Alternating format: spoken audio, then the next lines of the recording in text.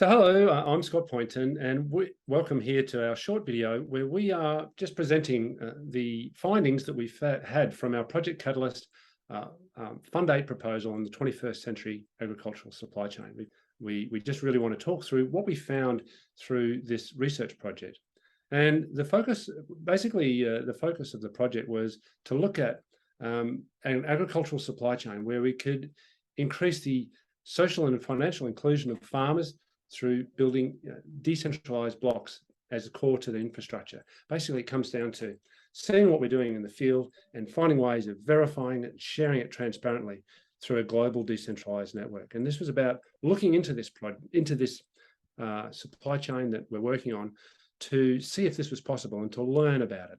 And so here are a few pictures from the project. It's based in Ghana. We're working with a company called What If Foods. And the whole idea is to bring regenerative agricultural practices to the smallholder farmers that are growing this amazing little ancient crop called Bambara groundnut. And the whole objective is to try and bring life back to the soils, and through that, to bring life back to the communities. So we've got this project up and running, and what we're looking at with this project is how can we bring this project on the blockchain to create value for those communities, and a transparent communication platform for the people who are interested in buying and consuming the product. Here's just a few photos of what we've been doing over the last 6 months. There's meeting community leaders and chiefs.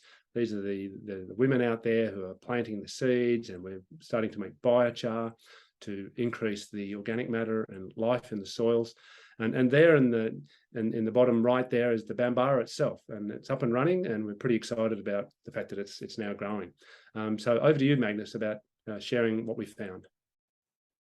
Yeah, so the focus have been to understand through Scott's work and all this experience actually working on the ground, building up these type of agri supply chains, to see how can we build something that can go on the blockchain and be a value to the community and a value back to the local community as well.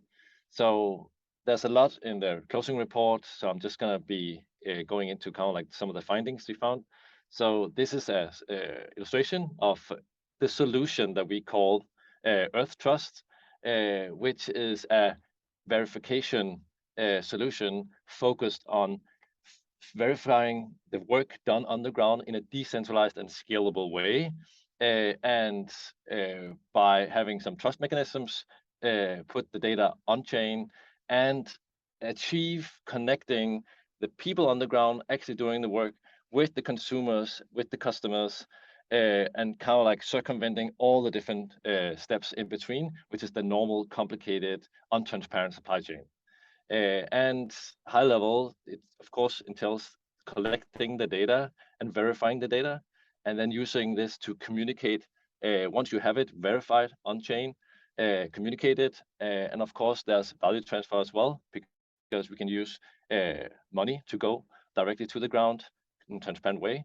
And then of course we want to be like a community-based decentralized organization to be able to scale in a good way.